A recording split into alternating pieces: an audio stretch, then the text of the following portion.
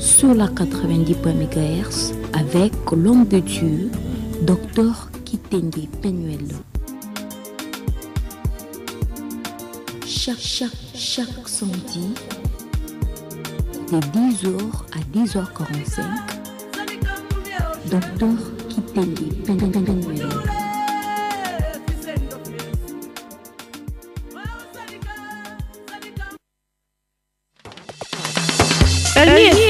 Vous écoutez le son impeccable de la radio-télévision Le Palier. Suivez tous les jours, toutes les heures, les émissions de la radio-télévision Le Palier.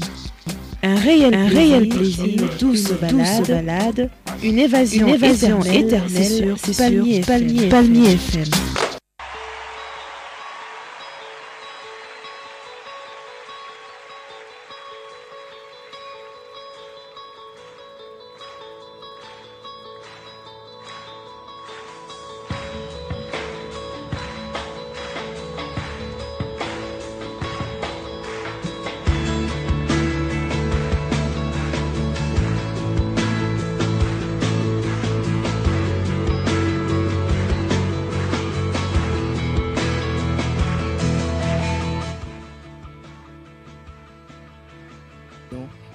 Vous qui êtes branchés à notre radio, la seule qui émet depuis le centre-ville. Nous sommes vraiment très heureux de vous savoir si nombreux. Que Dieu vous bénisse. Vous êtes dans l'émission intitulée Volonté divine. Et dans notre mission Volonté divine, je tiens à remercier tous ceux qui nous ont permis que vous puissiez nous écouter. Je remercie la réalisation de Maman Divine Peso. Vraiment que Dieu la bénisse pour la grande œuvre qu'elle est en train de mettre en activité pour que l'œuvre de Dieu soit à votre disposition. Que Dieu la bénisse. Je bénis aussi la supervision de Maman Bijou Kabuita. Je bénis la programmation de Pasteur Elinema ainsi que la production de Papa Jesse. Je le remercie et je dis que Dieu l'éternel Dieu puisse les bénir parce qu'ils nous permettent que vous puissiez nous écouter et que la parole de Dieu soit à votre disposition. C'est lui qui est au micro, c'est votre bien-aimé Dr Penuel Kitenge. Et si vous voulez nous joindre dans notre émission Volonté divine, vous pouvez nous joindre au 099 028 16 72. 099 028 16 72. Nous sommes en train de voir un grand thème intitulé l'apostasie. L'apostasie qui signifie abandon de la foi. Apostasie qui signifie abandon des convictions qui mènent au salut. L'apostasie signifie abandon de la vérité. Vous savez que c'est la vérité, mais vous abandonnez cela dans la pratique. Vous restez seulement dans la théorie, mais en pratique, vous ne le faites pas. Vous n'accomplissez pas cette vérité. On appelle cela l'apostasie. C'est l'œuvre du diable. Avant que le diable ne puisse se présenter, avant que l'abomination de la désolation ne puisse s'installer là où elle ne doit pas être, elle doit d'abord se préparer. Et sa préparation, le maquis du diable, c'est dans l'apostasie. C'est là qu'il recrute beaucoup de gens. Et nous avons vu par le passé la définition, nous avons vu les méfaits de l'apostasie, que le diable est en train de sceller ce qui lui appartient dans cette période d'apostasie. Mais nous sommes dans un sous-thème, nous sommes en train de voir les effets du sceau de la bête. Parce que dans l'apostasie, le diable est en train de sceller ce qui lui appartient. Et le sceau du diable, on l'appelle le sceau de la bête, ou bien le sceau du diable ou la marque de la bête. Ce n'est pas 666 comme les gens sont en train de le dire. Le sceau que le diable est en train de sceller aujourd'hui n'est pas encore 66. La Bible déclare que 666, quand 666 sera opérationnel, la Bible déclare que personne ne va vendre, ne va acheter, ne sera embauché s'il n'a le sceau. Mais aujourd'hui, ce n'est pas encore effectif. Le diable est en train de sceller d'abord sur le spirituel. Donc vous pouvez avoir le sceau du diable, mais vous ignorez. Le sceau du diable, ce n'est pas des tatouages. Le sceau du diable, ce n'est pas les signes, les symboles kabbalistiques qu'on nous montre à la télé, dans les musiques et dans les films. Non, ça ce sont les signes d'allégeance. Mais le sceau du diable est sur ton esprit. C'est là que le diable est en train de mettre son sceau. Et comment découvrir votre sceau? Comment découvrir le sceau que vous avez sur vous? Nous avions commencé à épeler les caractères que produit le sceau. quand le sceau est sur votre vie, il va produire des caractères, il va produire des comportements, il va produire des réactions. C'est que la première des choses, le diable vient chez vous avec des séductions, avec des richesses, avec de gloire, avec le plaisir. Il cherche à vous emporter. Dès que vous acceptez, la réaction qui suit après avoir accepté quelque chose du diable, c'est le sceau. Et dès que vous avez le sceau produit à son tour des comportements qui réagissent en vous. C'est qu'à chaque effet correspond une réaction. Dès que vous acceptez quelque chose du diable, le diable vous marque de son sceau. Le sceau du diable, le sceau de la bête, s'il est sur votre vie, il va à son tour produire des comportements. Et ce sont ces comportements-là qui permettent à découvrir que le sceau qui est sur votre vie. Je prends un exemple, c'est comme la maladie. Si vous êtes malade, les microbes qui sont dans votre corps vont produire des réactions, des symptômes. Vous allez par exemple sentir des maux de tête.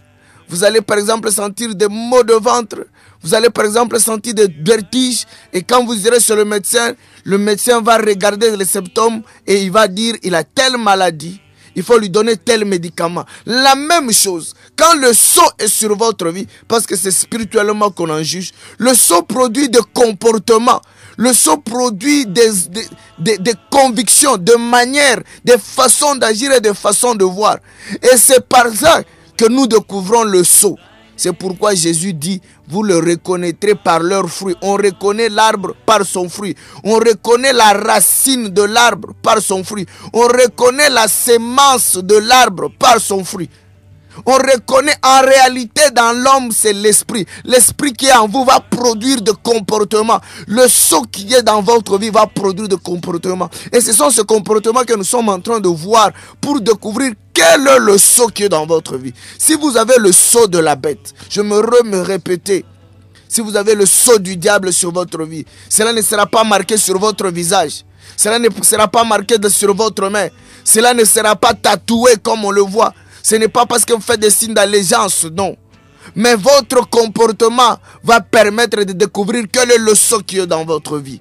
Et si vous avez le sceau de la bête, si vous mourrez aujourd'hui, ce ne sont pas les anges de l'Éternel Dieu qui viendront vous enlever.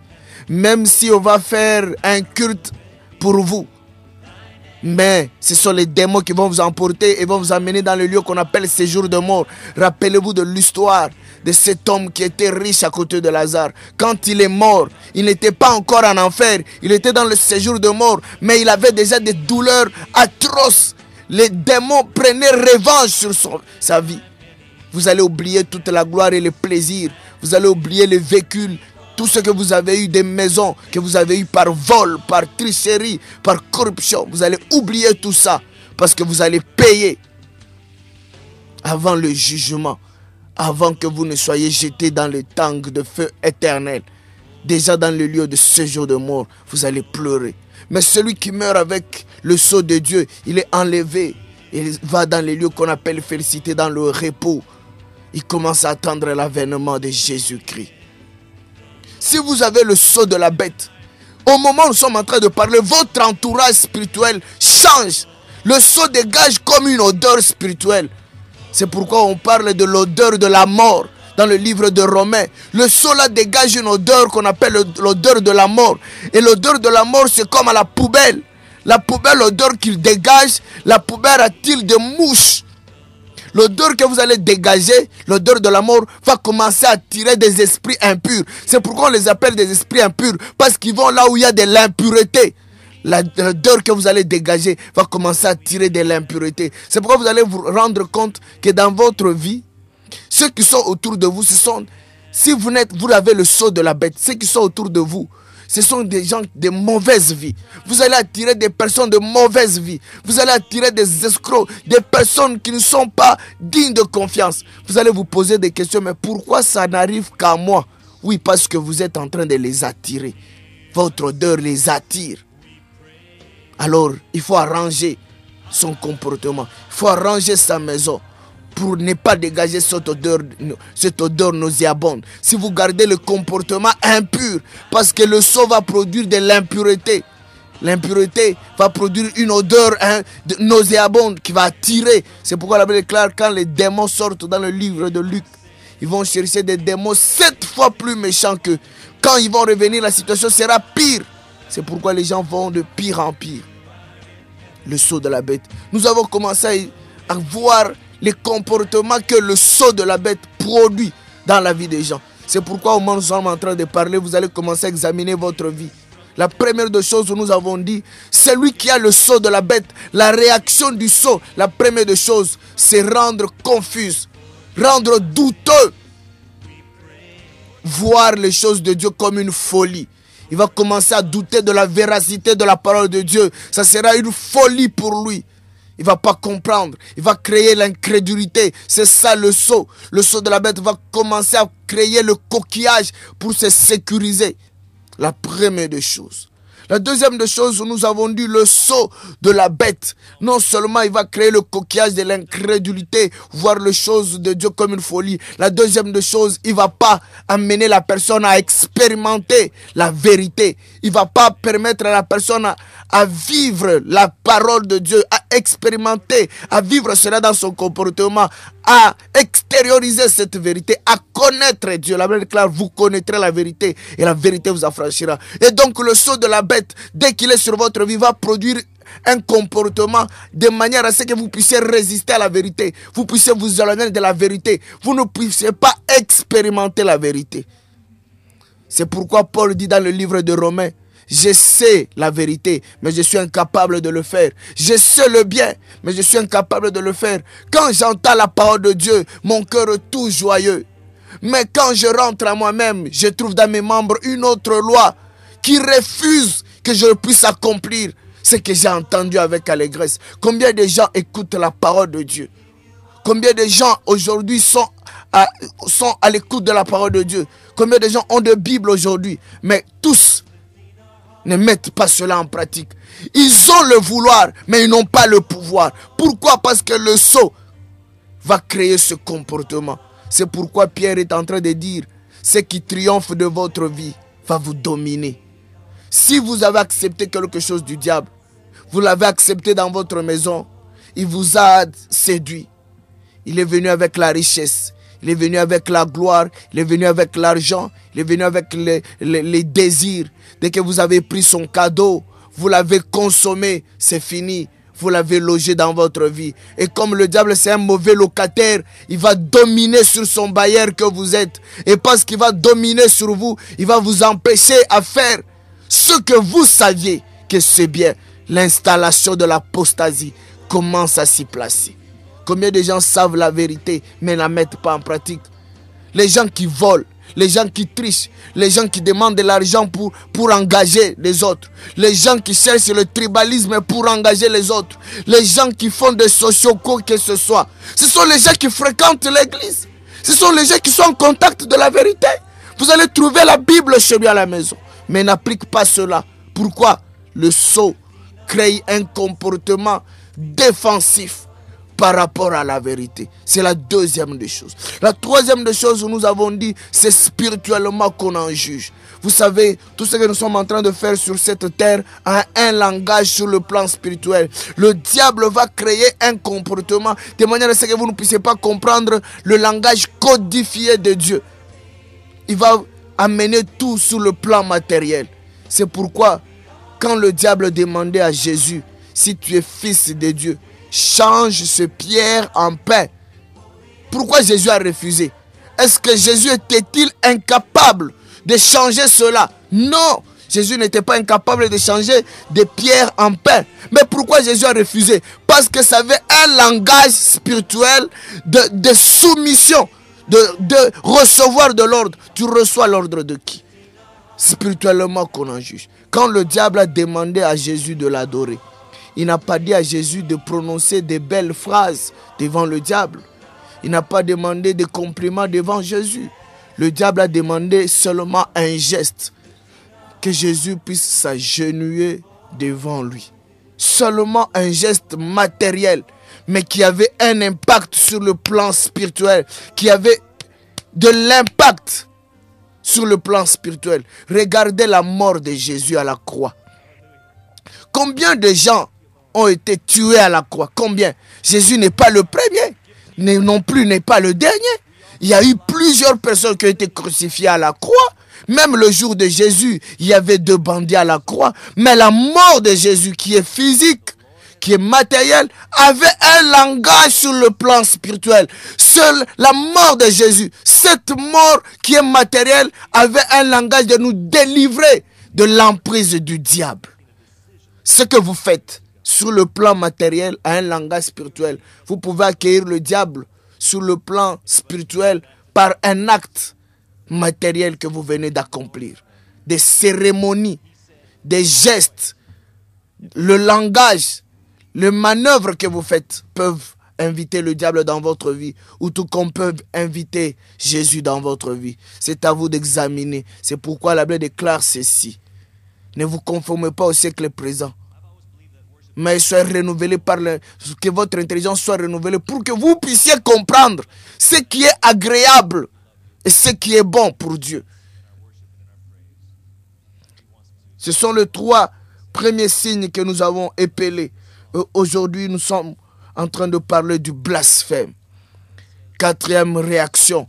Le sceau de la bête, s'il est sur votre vie, il va vous amener à blasphémer. Aujourd'hui, nous allons voir qu'est-ce le blasphème. Mais j'aimerais que vous puissiez retenir une chose. Nous sommes en train de voir le sceau de la bête. Parce que dans ce temps, le diable est en train de poser son sceau sur tous ceux qui n'acceptent pas Jésus-Christ. Nous sommes dans la phase de l'apostasie. Ceux qui n'acceptent pas, qui savent la vérité, mais qui acceptent le don du diable, qui acceptent des pots de vin du diable. Tu acceptes de mentir, tu acceptes de tricher, tu acceptes de voler, tu acceptes quelque chose qui vient du diable. Ce n'est pas pour rien. Le diable ne te donne pas des cadeaux gratuits. Quand il te donne avec la main gauche, il récupère avec la main droite. Quand tu acceptes quelque chose qui appartient au diable, Apocalypse chapitre 19, verset 20 s'accomplit. Dès que tu acceptes quelque chose qui vient du diable, tu reçois en réaction le sceau de la bête. Et le sceau de la bête, à son tour, produit des comportements. Tu étais libre, mais tu vas te rendre compte que désormais tu n'es plus libre. Tu es bloqué par le système. Tu es bloqué par ton boulot. Tu es bloqué par tes affaires. Tu es bloqué dans un système où tu n'as plus le temps de prier. Tu n'as plus le temps de méditer la Bible. Tu n'as plus le temps de prendre soin de ta vie spirituelle. Tu n'as plus le temps de prendre soin de ta vie future. Tu ne vois que le moins de 120 ans que tu as ici. Mais tu ne vois pas les milliards et les milliards d'années que Dieu te propose. C'est pourquoi aujourd'hui nous allons parler du blasphème. Que Dieu vous bénisse. Nous allons prier pour que Dieu nous assiste. Saint-Esprit, Jésus-Christ, nous te bénissons. Nous aimerions que tu puisses nous assister pour que le message puisse édifier tout un chacun de nous. Saint-Esprit, viens nous aider pour que nous puissions parler au cœur de tout un chacun de nous. Nous te bénissons, nous te glorifions. Nous avons ainsi prié au nom de Jésus-Christ. Amen. Bien-aimés dans le Seigneur, dans la mission intitulée Volonté divine, c'est lui qui est au micro, c'est votre bien-aimé, Dr Peniel Kitenge. Si vous voulez nous joindre, vous pouvez nous appeler au 099 028 16 72. 099 028 16 72. La réaction du sceau de la bête. Comment identifier celui qui a le sceau de la bête? Nous allons prendre un des passages de la Bible qui va nous permettre de comprendre. Nous sommes dans le livre d'Apocalypse chapitre 13. Apocalypse chapitre 13. Nous allons parler de cela aujourd'hui. Et Dieu va nous faire grâce de manière à ce que nous puissions épingler l'essentiel de ce passage parce que ça dit beaucoup. La Bible est claire. Et il s'éteint sur le sable de la mer. Puis je vis monter de la mer une bête qui avait 10 cornes et 7 têtes. Et sur ses cornes 10 diadèmes. Et sur ses têtes, des noms de blasphème. Des noms de blasphème. J'aimerais que nous puissions retenir. La bête que Jean a vue monter de la mer avait sur sa tête des noms de blasphème. Verset 2. La bête que je vis était semblable à un léopard. Ses pieds étaient comme ceux d'un ours et sa gueule comme une gueule de lion. le dragon lui donna sa puissance et son trône et une grande autorité. Et j'ai vu l'une de ses têtes comme blessée à mort, mais sa blessure mortelle fut guérie, et toute la terre était dans l'admiration derrière la bête. Et ils adorèrent le dragon parce qu'ils avaient donné l'autorité à la bête. Et ils adorèrent la bête en disant qu'il est semblable à la bête et qu'il peut combattre contre elle. Et il fut donné une bouche qui proférait de paroles arrogantes et de blasphèmes. Et lui fut donné le pouvoir d'agir pendant 42 mois. Et il ouvrit sa bouche pour proférer des blasphèmes contre Dieu, pour blasphémer son nom et son tabernacle et ceux qui habitent dans le ciel. Il lui fut donné de faire la guerre aux saints et de le vaincre. Il lui fut donné autorité sur toute tribu, tout peuple, toute langue et toute nation. Bien-aimés, écoutez, Jean, dans le livre d'Apocalypse, il est en train de voir deux bêtes. Apocalypse chapitre 13. Si nous descendons encore plus bas dans le livre d'Apocalypse, vous allez voir qu'il parle de la femme aussi, de la prostituée, la babylonienne. Et la Bible est en train de déclarer qu'elle aussi avait de noms de blasphème. Bien-aimés, si vous avez le sceau de la bête, vous allez ressembler à la bête. Il va vous transmettre ce comportement. Non seulement vous allez l'adorer, mais il va vous donner aussi son sceau. Il est toujours dit, ceux qui se ressemblent s'assemblent. Si vous avez, c'est pourquoi Jésus dit dans le livre de Romains chapitre 8 verset 28, il dit ceux qu'il a prédestinés, il les a appelés. Ceux qu'il a appelés, il les a justifiés. Ceux qu'il a justifiés, il les a glorifiés de manière à être semblables à l'image de son Fils. De manière à ce que le Fils soit le premier-né d'entre tous. Si vous imitez Jésus, vous allez ressembler à Jésus et vous serez le reflet de Jésus partout. Jésus sera votre grand frère, il sera le premier-né et vous serez de sa famille. Vous allez ressembler à Jésus. J'ai posé à quelqu'un qui était en train de défendre la boisson, qu'on peut prendre de la boisson, ce n'est pas un péché. Je lui ai posé la question, si Jésus était aujourd'hui vivant, si Jésus était parmi nous, quelle est la boisson que Jésus allait prendre? Est-ce que Jésus allait prendre le 33? Jésus allait prendre le turbo? Jésus allait prendre le whisky? Jésus allait prendre le Simba? Quand je lui ai dit cela, il s'est tué. Il a commencé à réfléchir. J'aimerais que vous puissiez aussi réfléchir. Si Jésus était dans ce temps, aujourd'hui, si Jésus était à côté de nous, est-ce que Jésus allait accepter que les femmes portent des pantalons? Est-ce que Jésus allait accepter dans son église que les gens entrent en collant? Jésus, s'il était aujourd'hui, si l'église de Jésus, si Jésus était toujours pasteur jusqu'aujourd'hui de manière physique, est-ce que Jésus allait accepter que les hommes dans son église puissent marier plusieurs femmes? Si vous ressemblez à Jésus, vous serez, si vous voulez imiter Jésus, vous allez ressembler à Jésus. Mais si vous voulez faire ce que vous voulez, vous n'allez pas ressembler à Jésus. C'est pourquoi Jésus dit, celui qui veut faire ce qu'il veut, il connaîtra ma vérité. Il connaîtra que ma doctrine est saine. Si vous voulez faire ce que vous voulez, ne cherchez pas à vous justifier par la Bible. Ne cherchez pas à faire de la Bible selon vous. La Bible, une alliance écrite, nous ne pouvons qu'adhérer. Nous sommes impuissants devant la Bible. Nous sommes illégaux devant la Bible pour la transformer, pour la changer. Nous ne pouvons que faire ce que la Bible nous demande. Nous ne pouvons même pas l'interpréter à notre avantage. La mondialisation ne peut pas nous emporter. Les gens disent aujourd'hui, vous comprenez, nous sommes au 21e siècle. Ce qui arrive aujourd'hui, ce n'est pas de nouveau. Même au temps de Jésus, il y avait des putes. Même au temps de Jésus, il y avait des boîtes. Même au temps de Jésus, il y avait des boissons enivrantes. Même au temps de Jésus, il y avait tout ce que nous avons de pareil, de semblable. Mais Jésus nous a montré le chemin, la vérité et la vie qu'il faut suivre. Qui est votre idole? Qui est votre star? Qui est votre référence? Qui est votre préférence?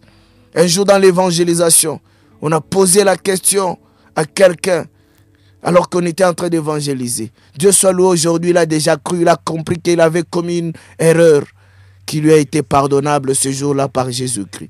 On lui a posé la question, entre Jésus et votre star, qui est-ce que vous préférez?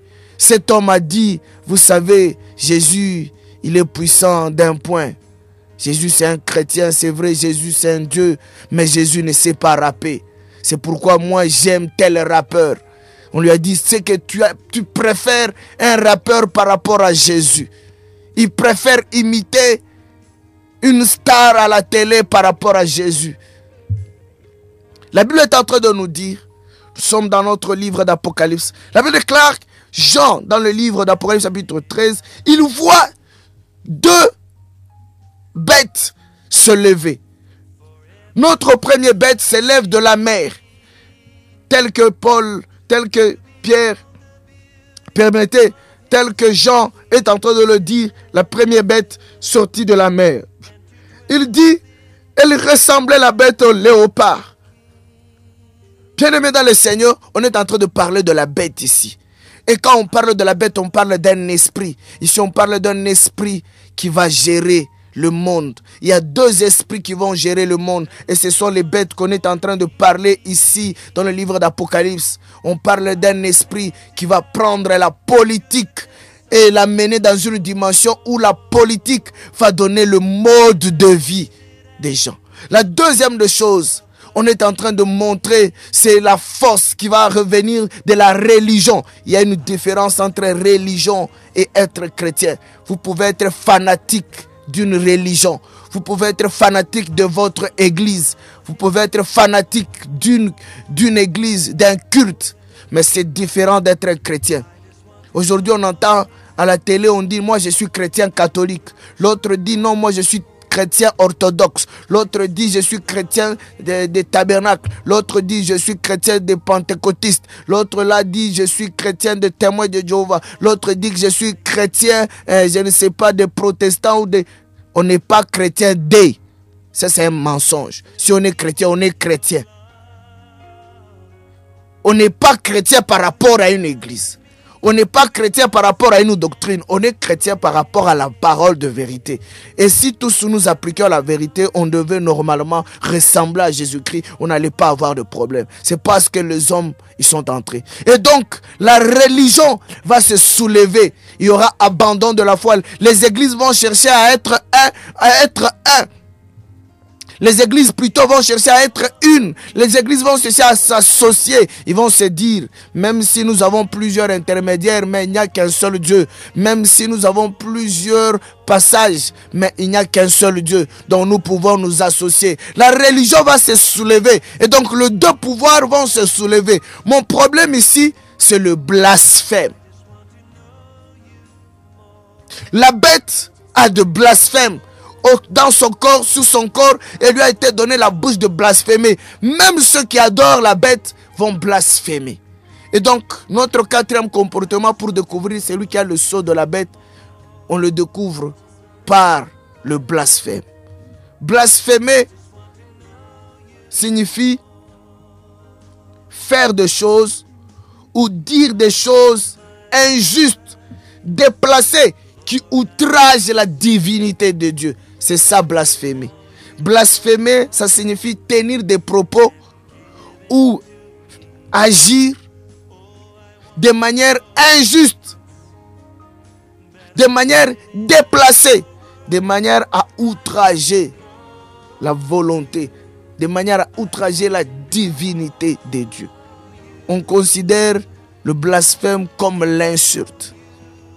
C'est pourquoi Jésus dit, si vous blasphémez, si vous injuriez Dieu ou Jésus, il n'y a pas de problème.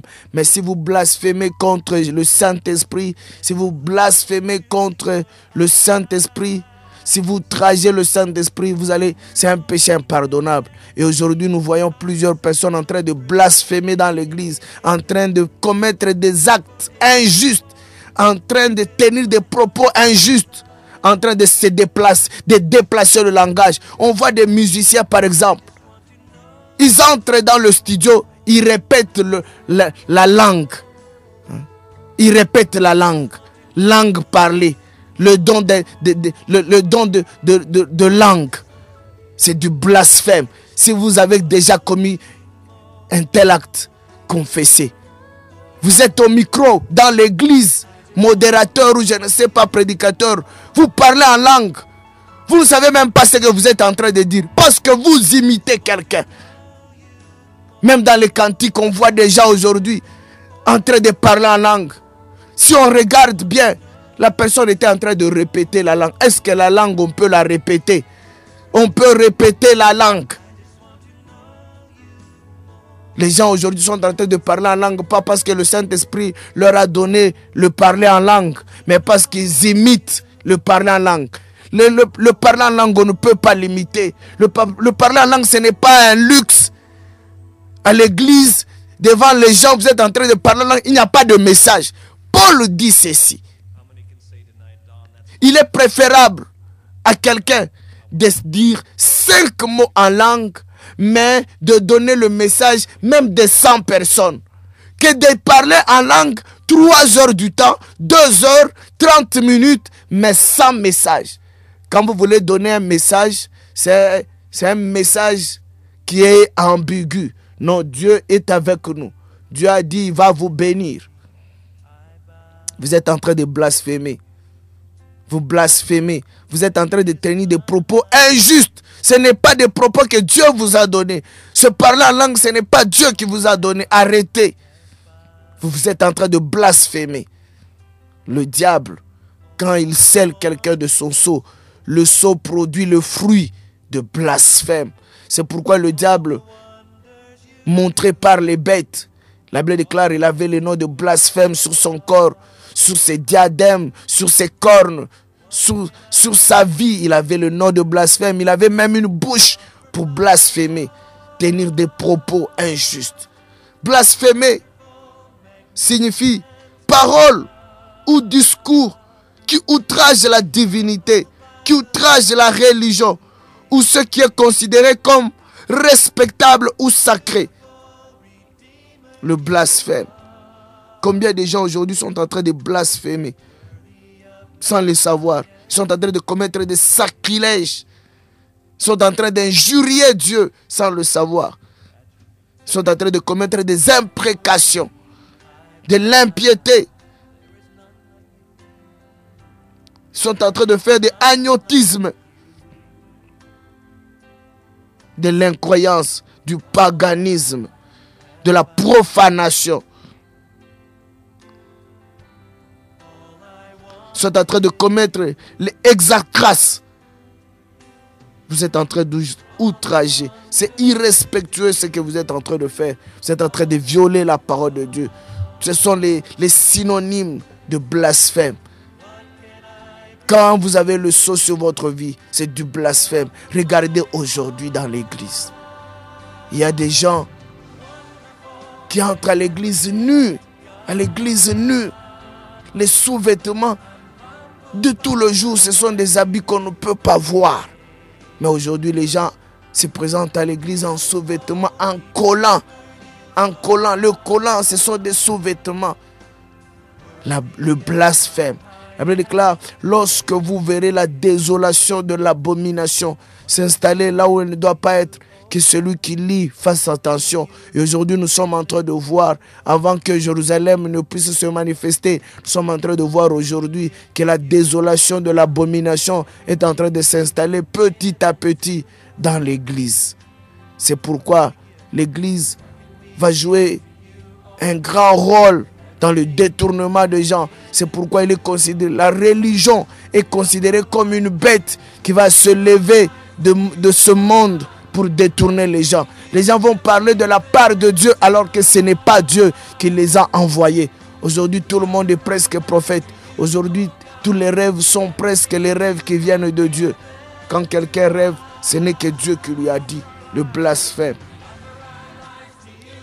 Vous n'êtes pas le premier à commettre le blasphème. La Bible est en train de nous démontrer combien de fois, même dans l'Ancien Testament, il y a eu des blasphèmes. La Bible déclare ceci, dans le livre de Lévitique, chapitre 24, verset 16. La Bible déclare, « Et qui outragera le nom de l'Éternel sera mis à mort. Il sera lapidé par toute l'assemblée. l'étranger aussi bien que l'indigène. S'il outrage le nom, il sera mis à mort. Nous sommes dans l'Ancien Testament. Le mot outrage entre en jeu. Le mot blasphémer. Quiconque blasphème le nom de Dieu. Comment est-ce qu'on peut blasphémer le nom de Dieu? Parce que celui qui a le sceau de la bête blasphème. Blasphémer, ça signifie injurier Dieu. Blasphémer signifie faire des choses injustes par rapport à la justice de Dieu. Vous savez que dans le monde, il y a 4 sortes de justice.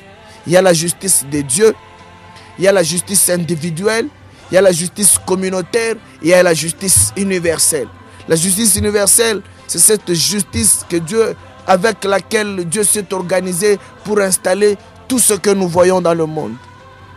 Pour placer le soleil là où le soleil est, pour que la terre tourne autour du soleil sans jamais se détourner, pour que la lune puisse à son tour tourner autour de la terre sans jamais se détourner de son parcours, de son orbite.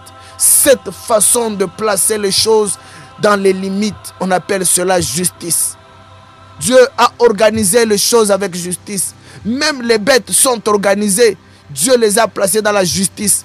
Le poisson, depuis qu'on l'a créé, il est là où on l'a créé. Seul l'homme désobéit à la justice de Dieu pour obéir à sa justice. La justice des hommes n'accomplit pas la justice de Dieu. Aujourd'hui, c'est du blasphème. Il y a même dans l'église, on est en train de célébrer le mariage entre homme et homme. Lorsque vous verrez la désolation de l'abomination, les blasphèmes, on injurie la parole de Dieu. Dans la présence de Dieu, du blasphème. On célèbre le mariage d'un enfant de 10 ans avec une maman de 80 ans. On célèbre cela dans l'église. On célèbre le mariage d'une femme et une femme, du blasphème. La mariée entre dans l'église dos nu. C'est tout le corps qui est... C'est transparent. On est capable de voir tout son corps. Le corps, sur 100% de son corps, 80% de nudité. Seulement 20% couvert. Du blasphème. Du blasphème. On entre dans l'église tout en changeant la nature que Dieu nous a donnée. C'est de l'injure. Vous entrez dans la présence de Dieu avec une beauté empruntée. Vos cheveux, les cheveux que vous amenez, ce ne sont pas vos cheveux. Les ongles, ce ne sont pas vos ongles. Les cils et les sourcils que Dieu vous a donnés, vous les avez déjà coupés. Vous mettez ce que vous voulez. Une beauté empruntée. Et les gens se présentent comme ça devant Dieu. C'est de l'outrage à la divinité de Dieu. Ce n'est pas moi qui le dis. C'est la Bible qui le dit. Quand vous avez le sceau de la bête sur votre vie, le sceau va produire cela. Et il faut toujours faire attention parce que l'incrédulité, le diable viendra renforcer l'incrédulité. Le diable viendra vous amener un langage de manière à voir ce que nous disons comme une folie. Vous allez dire, mais c'est de la folie? Est-ce que Dieu s'intéresse-t-il à nos habits? Oui, Dieu s'intéresse à nos habits. Ceux qui disent non, en réalité, le cœur de l'homme, c'est ça l'église. Oui. Mais c'est de l'abondance du cœur que la bouche parle. C'est de l'abondance du cœur que le corps produit le comportement. Ce que nous sommes en train de faire aujourd'hui, ce que nous sommes en train de dire aujourd'hui, ce que nous portons aujourd'hui, cela interprète ce que notre conscience et notre pensée interprètent. Ce que notre pensée a comme conviction. Le blasphème. Depuis le temps ancien, on était en train de réprimer ceux qui étaient en train de blasphémer. Marc chapitre 3, verset 29. La Bible est en train de nous dire ceci. Mais celui qui aura blasphémé contre l'Esprit Saint n'a point de pardon à attendre pour l'éternité. Mais il est coupable d'un péché éternel. Ne blasphémez pas contre le Saint-Esprit. Si le Saint-Esprit ne t'a pas dit, ne le dis pas. Ne commencez pas une église parce que le maman vous ont influencé de commencer une église et après vous montez une histoire, vous montez des visions pour dire c'est Dieu qui m'a demandé de le faire. Vous êtes en train de blasphémer et ce blasphème vous est impardonnable. Ne faites pas de choses au nom de Dieu alors que Dieu ne vous a pas envoyé. Ne dites pas de choses au nom de Dieu alors que Dieu ne vous a pas dit de le dire. Si vous blasphémez contre le Saint-Esprit, vous êtes en train de commettre des péchés impardonnables. Ne cherchez pas à justifier des choses que la Bible contredit parce que vous aurez de pots de vin, vous aurez de l'argent après. Le blasphème. Écoutez ce que Paul est en train de dire.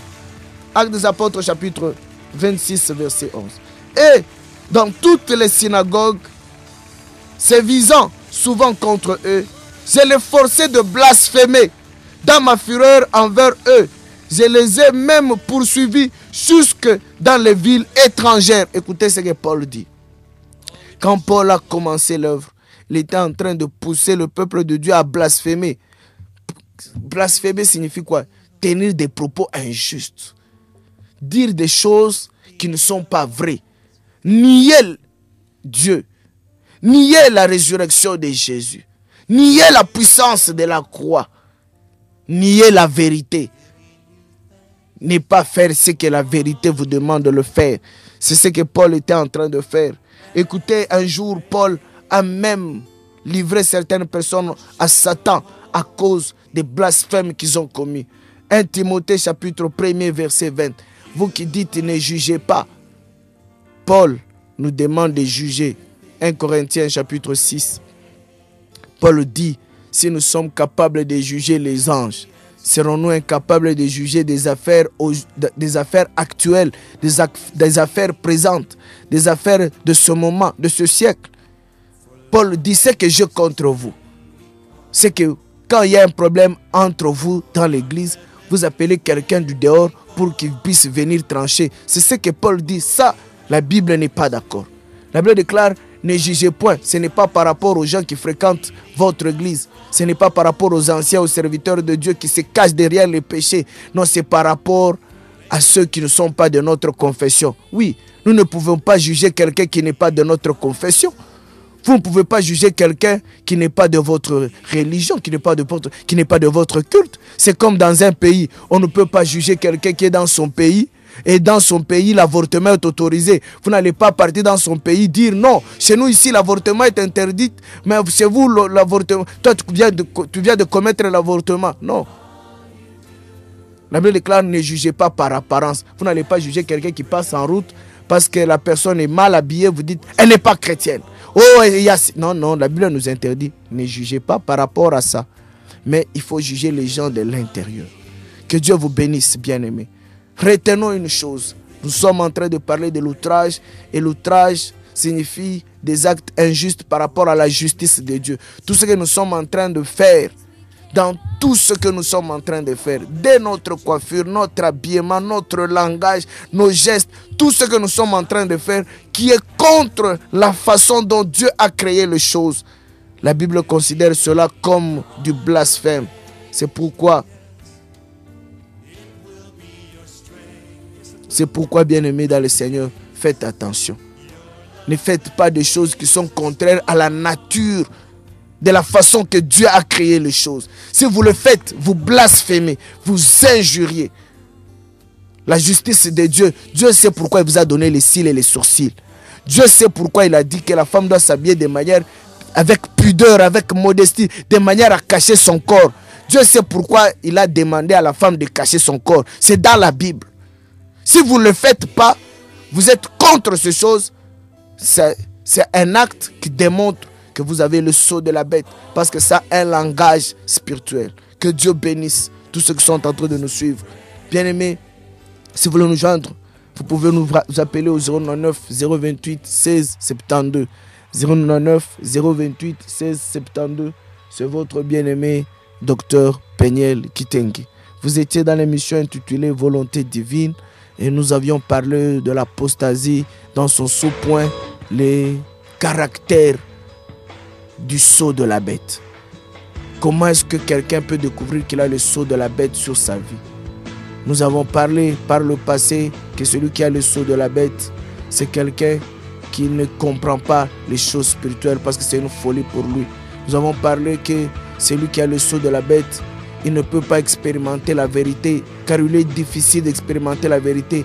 Il sait la vérité, mais il est incapable de le faire. Celui qui fume, qui s'enivre, il sait que c'est mauvais, mais il est incapable d'abandonner l'ivresse, la boisson, il est incapable d'abandonner la prostitution et les boîtes, parce que le sceau de la bête le contraint. C'est une puissance supérieure. Nous avons parlé que celui qui a le sceau de la bête produit en lui des actes qui le condamnent sur le plan spirituel. Il est accusé par des témoins qui ne trompent jamais.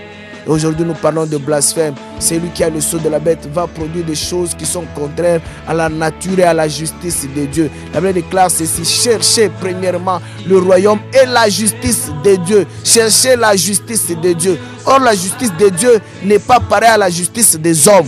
Or, la justice de Dieu n'est pas pareille à ta justice. Or, la justice de Dieu n'est pas pareille à la justice de la communauté. La justice de Dieu sait pourquoi Dieu t'a donné ça.